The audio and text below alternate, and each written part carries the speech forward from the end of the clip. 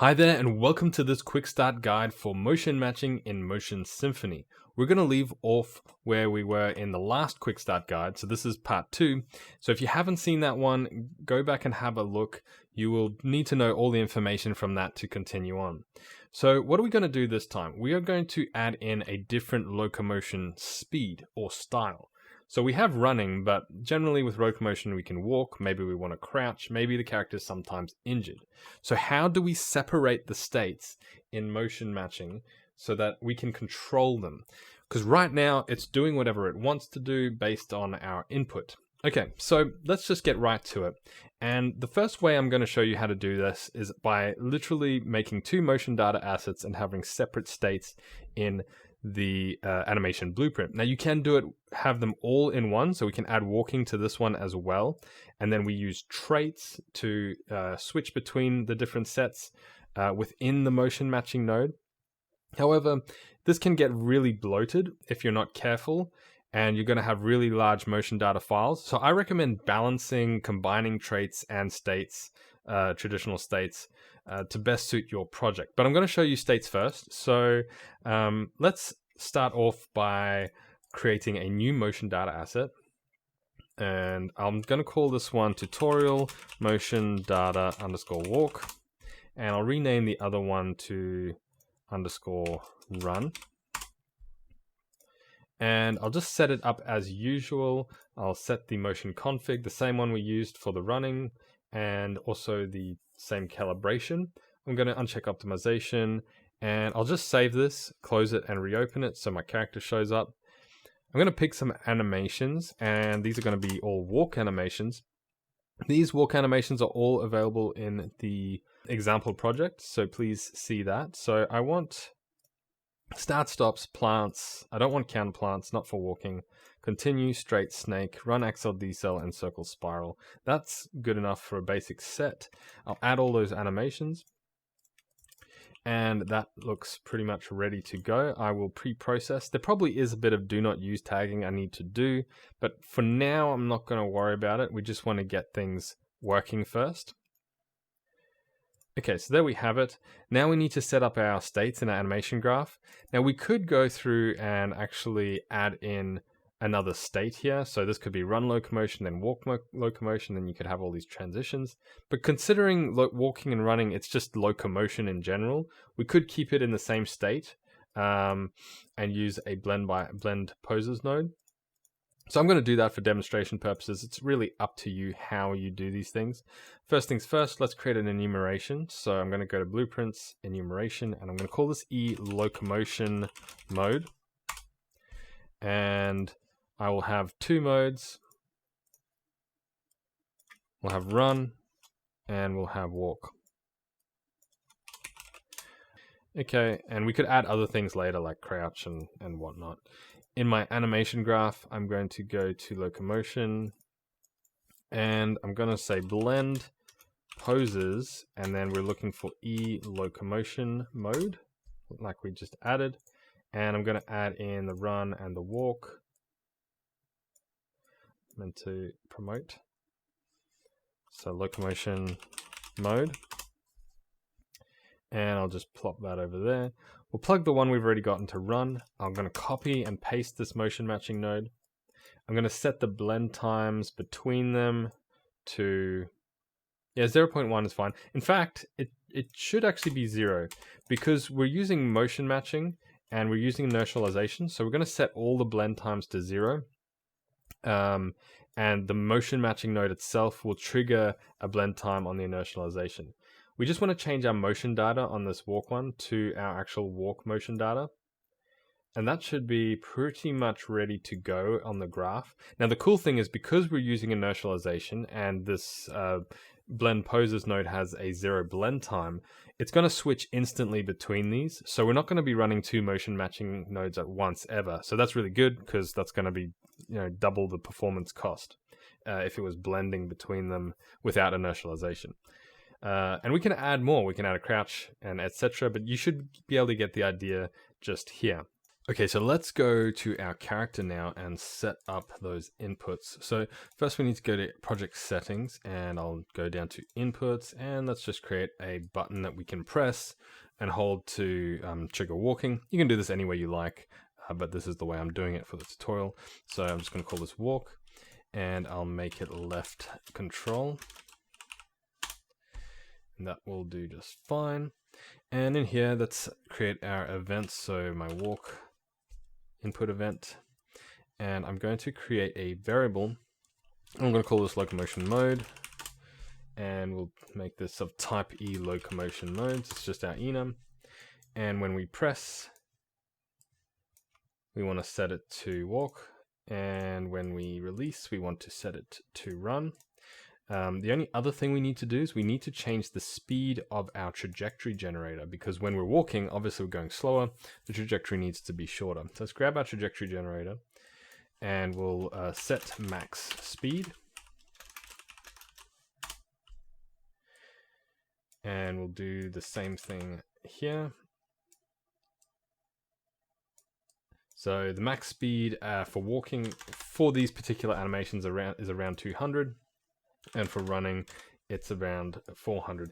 Now keep in mind that when we're talking about max speed on the trajectory generator, we're not saying the actual speed that the character is going. It's more important that it's conforming to our animations when we're considering the trajectory generator, because the trajectory generator doesn't actually move our character. So in this case, my animation root motion goes at about 200 centimeters per second for walking and about 400 centimeters per second for running. So this should pretty much work now. At least for the trajectory. We haven't linked it up, but I'll just show you the trajectory. When I press control, you can see the trajectory gets smaller, but we haven't switched over to the other motion matching node yet, so it's obviously not working very well. So let's do that. I'll go back to my animation blueprint, and in our event graph, we can set the locomotion mode, and we're going to basically get it from our character. I think I have the character back here. Again, I'll probably cache this and make this nicer, but it's just a tutorial. So I'll get locomotion mode, chuck that in there, and that should all work pretty well now. So let me hit play, and if I hit control,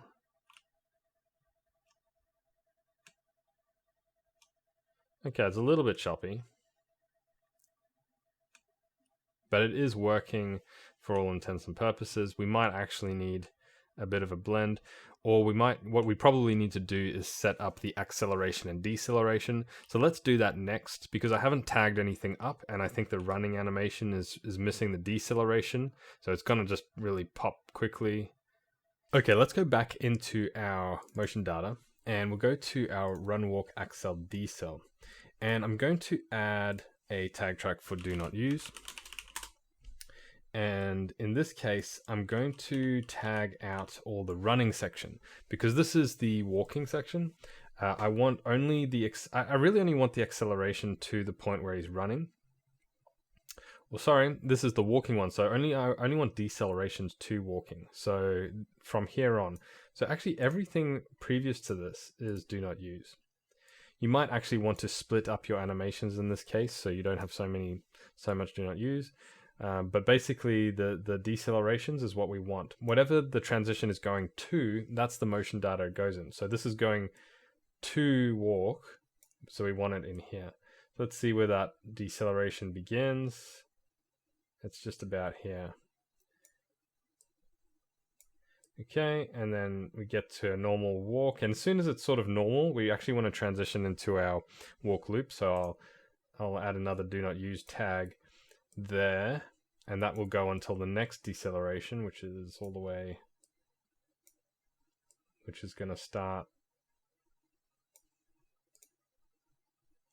okay, just before that, so about there.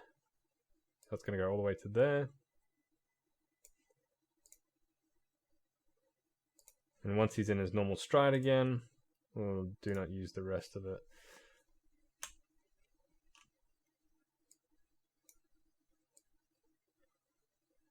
Okay, so that should be tagged up pretty well. We need to add this to the run animation as well because we don't have accel decel in our run, I believe. So I'll save this and I will also pre-process it. Keep in mind that there's probably a lot of other do not use tagging that you might want to do. Like there's a lot of animation in here, and also the walk snakes. I might do this now, but I'll skip through it. It actually needs a fair bit of do not use tagging, just like the other snakes. So do not use. And I'll skip ahead in the video so you don't have to watch me tag up every single little bit. There we go, that's all tagged up. So I'll hit pre-process and we'll save this. And we'll just add the accel decel to our run as well. So yep, it's not there. Pick animation, so accel decel. So it's the same animation, but we're actually going to do the opposite tagging. So I'll select it and we'll add do not use. Remember the naming of this is only cosmetic. And this time we actually want the first part, so the whole second part of this, so from basically from so run and then, so hang on, it's walk to run, so from about here, that's all do not use. We don't need this first part. So walking, we only want the acceleration part, so from about there. Because we don't want to accidentally play a walking loop while we're motion matching. And he probably gets into his stride fully there. We don't want the turn in places at the end. Like so he stops and turns, we don't want that.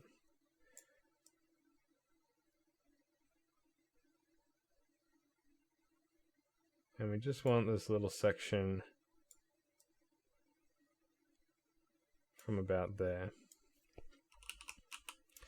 So just before he starts to actually see the acceleration at that point, so maybe about there. That's where we want to keep.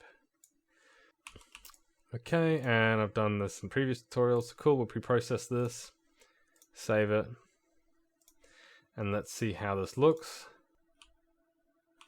So we're running, walking, running, walking. There's a little bit something going on there.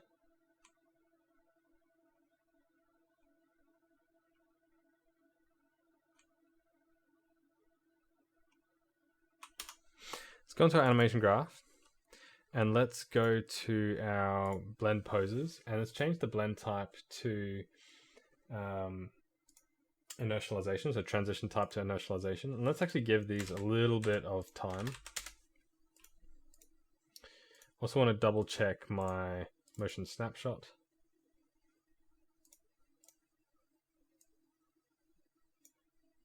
And we'll hit play.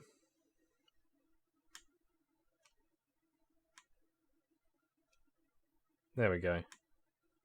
It's a little bit better. You know what I think the problem is? I think we don't have enough coverage. So let's actually fix that.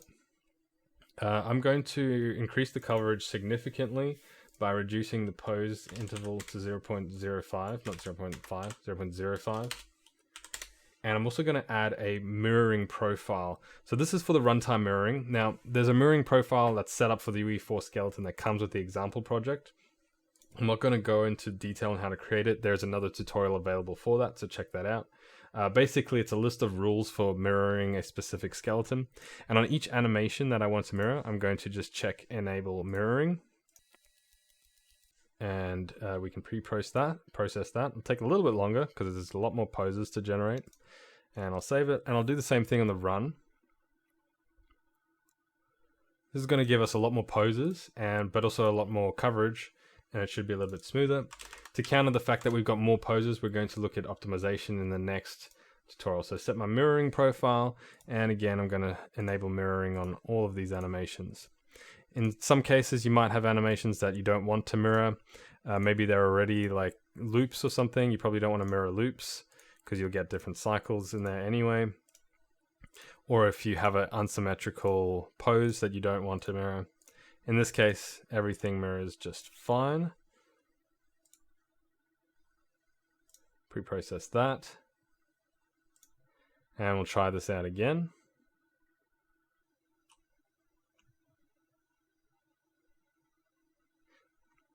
Yeah, it's working pretty decently.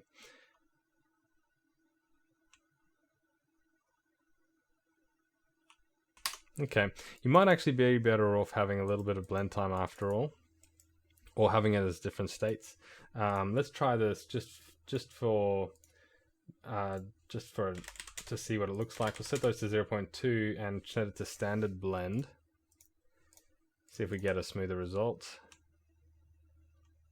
Yeah, that's much better.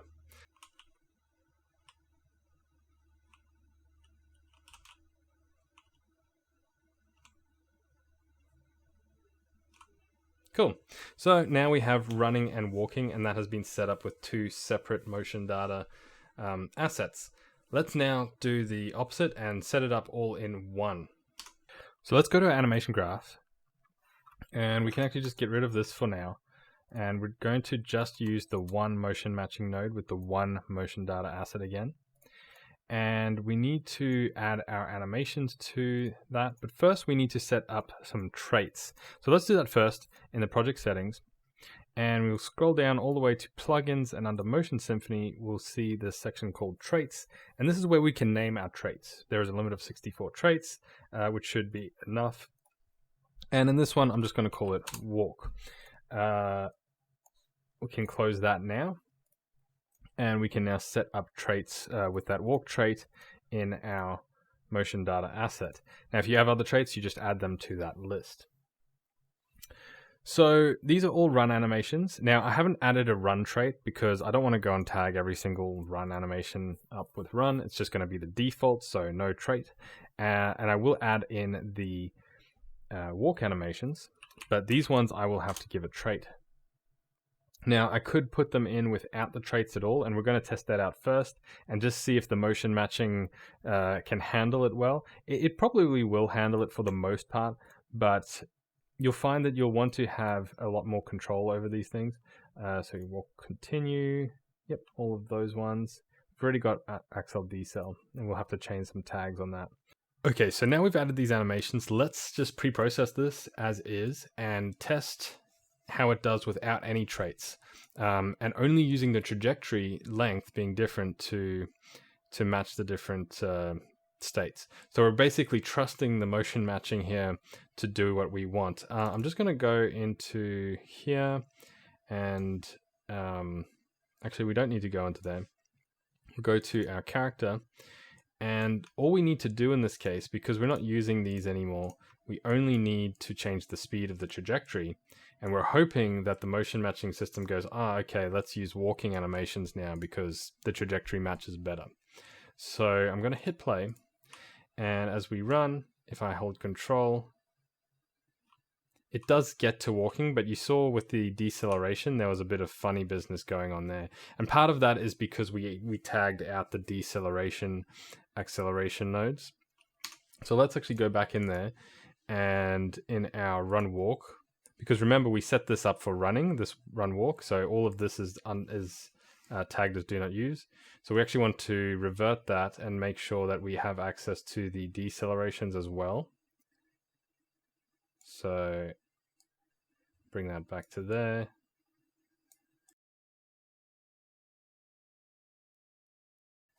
There we go, pre-process. Save. As I said before, the motion data asset is getting clogged up with a lot of animations and a lot of poses, and that's why it's taking longer to save. So there is a limit to how much you want to shove into one pre-processed data, and that's why I like to separate them sometimes. But this is still okay. Let's hit play, and we should get a better deceleration and an acceleration. There we go. That's actually doing really well considering we're just trusting the system. Let's give it a few more tests. So let's try and make it, so I'm just running here. I'm going to try and make it do a walk animation but without actually doing a walk animation. And often this can happen by doing some crazy, let me turn the trajectory back on. I turned it off screen. So a.animnode.mosynth trajectory debug 2. There we go.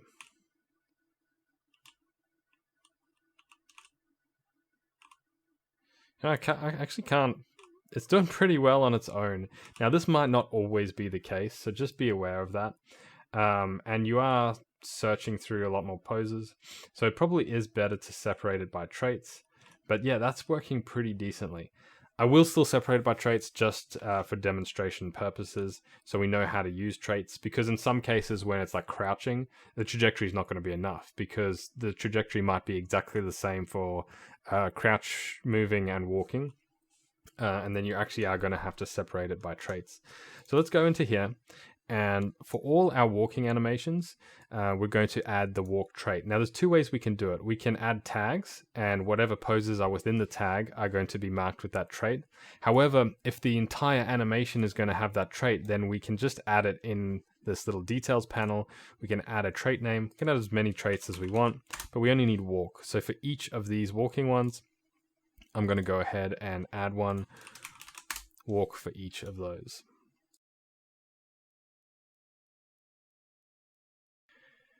Okay, as I previously missed, I'm actually going to put the cost multiplier of the walk straight neutral to 0.85, just like I did with the run. That just makes it more consistent for general walks.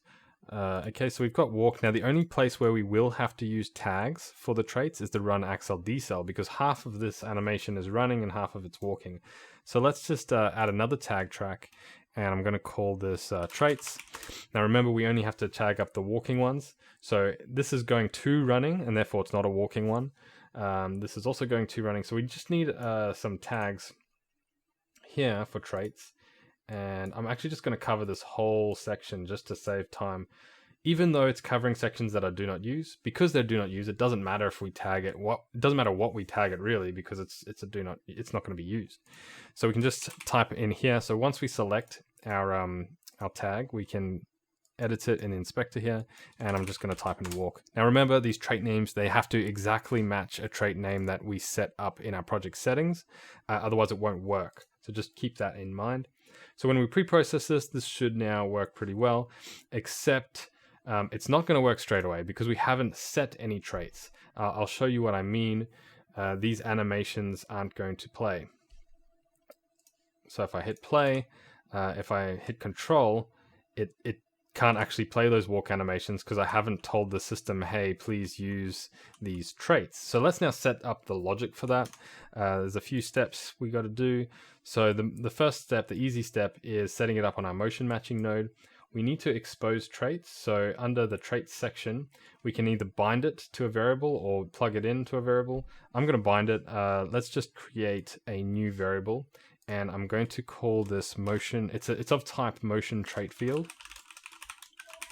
Now the cool thing with this is that in the single variable, because it's flags, we can have as many traits set at once. So it's basically a list of booleans saying true or false for all these different traits. But yeah, if you know how flag fields work, then that's exactly what it is. It's a flag field with 64 options.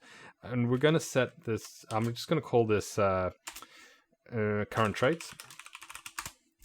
And I will now bind that to the required traits here. Okay, so that is set up there. We do need to go to our character before we set it up in the event graph. So on our character, instead of having these enumerations anymore, we're going to make another motion trait field here. And I'll again call this current traits. And by default, the current traits is going to be just nothing. So I'm actually going to initialize this on begin play. Or clear traits. I guess it's going to be cleared by default, but I'm just calling this just in case. So clear trait field. And here we're going to get traits. We're going to add trait. Now there's three different functions. We can add trait by name. Now this is one of the most inefficient ways to do it. So we type in walk there. We can also add traits. Well, we can have a list of names. That's probably way more inefficient because it's a list of strings. The most efficient way is to add trait field. So if we have another variable, we can basically cache our trait handles and then we can have another variable that is a motion trait field, and we can say it's the walk trait. And what we could do on begin is we could say, okay, walk trait, and we go add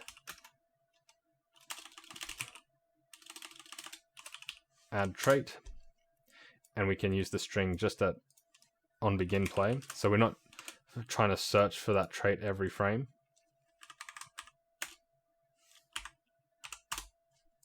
And then we could actually just add the new trait and plug in our walk trait. But just for the sake of simplicity for this tutorial, I'm just going to add it in the most basic way. We'll add the walk trait, and then what we want to do is we want to remove the trait. And we can remove traits in the exact same way as we add them. It's just remove instead of add, and I'll type walk.